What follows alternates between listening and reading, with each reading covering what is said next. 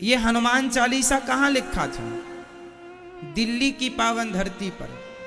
उस जमाने के एक मुगल राजा थे जो बड़े दुष्ट थे। तुलसीदास जी के बारे में बड़ा सुना उन्होंने, तो राज दरबार में बुलाया। ए बाबा यहाँ आओ।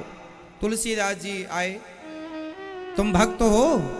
तुलसीदास जी ने कहा हम कहाँ भक्त, भगवान की कृपा होगी तो दर्शन होगा, वरना हम में कहाँ ताकत। सबने बताया था कि ये बड़े भक्त हैं, ये भगवान का प्रत्यक्ष दर्शन कर सकते हैं और करा सकते हैं, इतने बड़े संत हैं। उस मूर्ख राजा ने तुलसीदास जी की बड़ी महिमा सुन रखी और तुलसीदास जी से कहा, मुगल राजा ने, कि तुम अपना कोई चमत्कार दिखाओ। तुलसीदास जी बोले, ना, मैं अपने राम का गुणगान गाता हूं, मैं अपने राम को चमत्कार दिखाने के लिए परेशान नहीं कर सकता, मैं नहीं दिखाऊंगा, तू जैसी मर्जी हो वैसा। तुलसीदास जी को बंदी बना के डाल दिया था राजा ने, बंदी गृह में। उस बंधन से मुक्त होने के लिए गोस्वामी तुलसीदास जी ने हनुमान जी से प्रार्थना की, भगवान से गुहार लगाई, और वहां काल कोठरी में बैठकर गोस्वामी तुलसीदास जी ने उस दुष्ट राजा की काल कोठरी, मुगल राजा की काल कोठरी में बैठकर हनुमान चालीसा लिखा। और जो हनुमान चालीसा पाठ किया, अपने आप हजारों की संख्या में वहां हनुमान जी मतलब बंदर प्रकट हो गए और पूरी सेना को जो मारना शुरू किया, हनुमान जी की सेना ने उठा उठा कर जो बंदरों ने पटका और नोच नोच करके खून निकाला। अफरा तफरी मच गई। अरे क्या हो गया? अरे बोले, लगता है ये बाबा जी को आपने बंदी बनाया, इसलिए कहते हैं, जो सतवार पाठ कर कोई छूटय बंदी, छूटय बंदी महासुख होई। जो अपने बंधन से अपने को मुक्त करना चाहता है, यहां तक कि कोई बिना अपराध के जेल में भी बंद हो, और वह जेल के भीतर बैठकर यदि नित्य 100 पाठ करता है हनुमान चालीसा के, तो वह भगवत कृपा से बाहर आ जाता है। छूटय बंदी महासुख होई।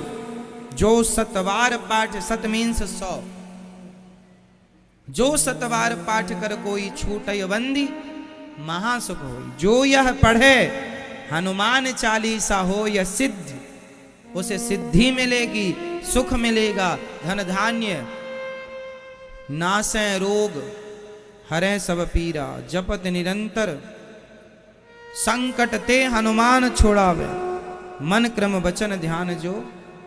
तो सारे कष्ट, सारी चीजों से निवृत्ति के लिए हनुमान चालीसा, इसलिए बच्चों को एक पाठ तो रोज बच्चों से कराया करो। सबसे जल्दी याद होने वाला चालीसा है हनुमान चालीसा। हमारे सनातन धर्म का सबसे छोटा और प्रामाणिक ग्रंथ यदि कोई है तो वह हनुमान चालीसा है। हमारे सनातन धर्म का सबसे छोटा ग्रंथ कौन सा है? जोर से। सबसे छोटा ग्रंथ हनुमान चालीसा, और सबसे बड़े हैं वेद। इसलिए सनातनी हो तो हनुमान चालीसा तो याद रखो। इस हनुमान चालीसा की यदि मैं व्याख्या करूं तो 2-5 दिन लग जाएंगे, महीनों लग सकते हैं, और सारी जिंदगी करूं व्याख्या तो भी पूरी ना हो, ये भी है। साइंस भरा पड़ा है। अब पृथ्वी से सूर्य कितना दूर है, साइंस ने अभी पता लगाया 14 अरब किलोमीटर दूर है पृथ्वी से सूर्य, ये साइंस कहता है। तुलसीदास जी ने पहले ही सूत्र दे दिया था, गिन लेना, युग सहस्त्र योजन पर भानु, लील्यो ताहि मधुर फल जानू। यदि इसका व्याख्या पूरा यदि मैं गणित से समझाऊं तो उतनी ही दूरी निकलेगी जितना आज का साइंस कह रहा है। तो सूत्र पहले सैकड़ों साल पहले गोस्वामी जी देकर चले गए, तो साइंटिफिक है। हमारे छोटा सा ग्रंथ भी साइंस है। वही दूरी है पृथ्वी से सूर्य की दूरी। हनुमान जी ने सूर्य को निगल लिया था, तो पृथ्वी से कितनी दूरी पर किस वेग से गए होंगे, ये साइंस का ज्ञान हनुमान जी को था, तब ना गए। किस दिशा में सूर्य होंगे, आज का वैज्ञानिक सूर्य तक कोई सैटेलाइट ना पहुंचा पाए, लेकिन हनुमान जी चले गए। तो कितने बड़े वैज्ञानिक थे हनुमान जी। उनकी शक्ति के आगे किसकी शक्ति है? सूर्य को भी एक सज्जन बोले, विज्ञान का रहस्य जानने वाले, जो विज्ञान की पुस्तकें पढ़ी होंगी, उन्होंने कहा महाराज पृथ्वी से बड़ा है सूर्य, पृथ्वी से बड़ा है सूर्य। जब पृथ्वी से बड़ा है सूर्य तो हनुमान जी पृथ्वी में रहने वाले सूर्य को कैसे खा गए? प्रश्न तो सही है, लेकिन शायद आप ये नहीं जानते कि हनुमान जी के पास छोटे होने की और बड़े होने की शक्ति है। हनुमान जी जब लंका गए तो राक्षसी मिल गई, तो हनुमान जी मसक समान रूप कपिधरी अति लघु रूप पवन सुतलीना, तो छोटा रूप, और हनुमान जी भयं पर्वताकार शरीरा, अति लघु रूप पवन सुतलीना, ये भी लिखा है। हनुमान जी छोटे से हो गए, मसक समान, मसक मीन्स मच्छर की तरह, बिल्ली की तरह, छोटे से। कुछ भी मसक का दो अर्थ है, बिल्ली भी मसक होता है और मसक मीन्स मच्छर भी, तो आप कुछ भी अर्थ लगाइए अपने हिसाब से। हम तो ये अर्थ लगाते हैं कि हनुमान जी छोटे हो गए, बस किसकी तरह हो गए ये बोलने से मतलब नहीं, छोटे हो गए बस। क्यों मैया? तो हनुमान जी छोटे से हो जाते हैं और जस जस सुरसा बदन बढ़ावा, तासु दून कपि रूप दिखावा, 16 जोजन मुक्ते ठयऊ, तुरत पवन सुत 32 भयऊ। हनुमान जी छोटे से भी, और जैसे पीपल का बीज छोटा सा होता है, बोलो हाँ या ना? पीपल का दाना, पीपल का बीज जरा सा चींटी के मुंह बराबर होता है, हाँ या ना? जैसे पीपल का बीज चींटी के मुंह बराबर इतना सा होता है, पर उतने से बीज में इतना विशाल पीपल छिपा होता है, उसी प्रकार हनुमान जी छोटे हैं पर उनके भीतर विशाल शक्तियां हैं। जितने बड़े चाहें वो सूर्य को क्या, वो पूरे ब्रह्मांड को निगलने की ताकत रखते हैं। सूर्य क्या पूरी गैलेक्सी खा जाए, सबको अपने मुंह में रख लें। भगवान हमारे श्री कृष्ण और भगवान हमारे श्री राम इतना सा मुंह खोले थे, इतने से मुंह में क्या दिखाई पड़ा था? पूरा। जिनके मुख में, इतने से मुख में पूरा ब्रह्मांड समा गया, उनके भक्त के मुख में सूर्य समा गए, कोई आश्चर्य नहीं है। वो भगवान है, उन्हें आप अपने से तौल कर ना देखें कि वो हमारी तरह, वो भगवान। हनुमान जी समुद्र को छलांग लगा के पार कर लिया, तुम्हारे बाप दादे तो कर ना पाएंगे, तो तुम्हारे बाप दादों से तुलना हनुमान जी की हो नहीं सकती, तो काहे अपने से तुलना कर रहे हो? जब तुलना तुमसे नहीं हो सकती जिसकी, उससे अपने से तौल कर देखना ही गलत है।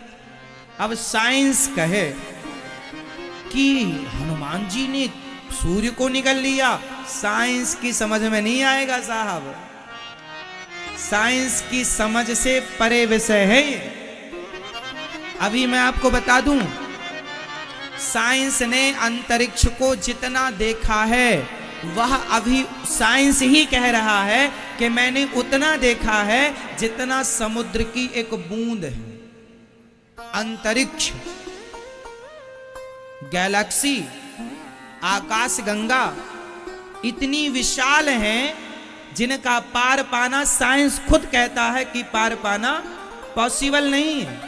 ये हम नहीं कह रहे हैं, वैज्ञानिक लोग, रिसर्च करने वाले कह रहे हैं, हार रहे हैं। वो जितना देख पाए, जितना पहुंच पाए जहां तक, वह केवल समुद्र की ओनली एक बूंद जितना प्राप्त किया है, ऐसा साइंस कहते हैं, वैज्ञानिक कहते हैं। फिर तो साइंस तो कुछ जान ही नहीं पाया, जितना जाना उतना बूंद भर है। तो आप उन्हें क्या जानेंगे जिनके मुंह में ब्रह्मांड है, और जिन ब्रह्मांड मुंह में रखने वाले राम के चरण हनुमान जी दबा रहे हो, वो कम है क्या? इसलिए संशयात्मा विनश्यति, भगवान पर श्रद्धा होए, संदेह न हो। हाँ, जिज्ञासा रखो, जानने की कोशिश करो, भगवान को जानना चाहिए। जान लो और मान लो, जानो भी, जानना जरूरी है, जिज्ञासा जरूरी है, तर्क, हमारे यहाँ तर्क शास्त्र है, तर्क पढ़ाया जाता है, तर्क करो, कुतर्क ना करो। तर्क अलग है, कुतर्क अलग है। जिज्ञासा को तर्क कहते हैं। उस जिज्ञासा पे, जैसे आपने हमसे कोई सवाल किया और हमने उसका सटीक उत्तर दिया वेद पुराणों से, अब आप उसे, आपका जो जिज्ञासा थी, जो एक होती है जिज्ञा, आपने कहा ऐसा था तो ऐसा क्यों हो गया, ये तर्क है। लेकिन जब हमने आपके तर्क को समझाया तो आपको मान लेना चाहिए कि भाई शास्त्रों का प्रमाण, आप प्रमाण किसका देंगे? यदि मैं किसी वकील से बात करूं तो वो प्रमाण किसका देगा? संविधान का। संविधान से बाहर का प्रमाण तो ना जज दे सकता है ना एडवोकेट दे सकता, क्योंकि आपको सारी बातें धाराओं के अंतर्गत ही करनी पड़ेंगी। जैसे वकील कोई भी बात करेगा तो धारा के अंतर्गत ही बात करेगा, वो बाहर नहीं जा सकता। उसी तरह डॉक्टर बात करेगा तो वो जो पढ़ा होगा उसके अंदर बात करेगा, उसके बाहर तो बात कर नहीं सकता वो। उसी तरह हम लोग जो बात करेंगे, जो गुरुजन बात करते हैं, वह वेद पुराणों की बात करते हैं। और जैसे संविधान में लिखी हुई चीज मानना धर्म है, कानून में लिखा हुआ मानना हमारा धर्म है, उसी प्रकार वेद पुराणों में लिखा हुआ मानना हमारा परम धर्म है, वो मानना है।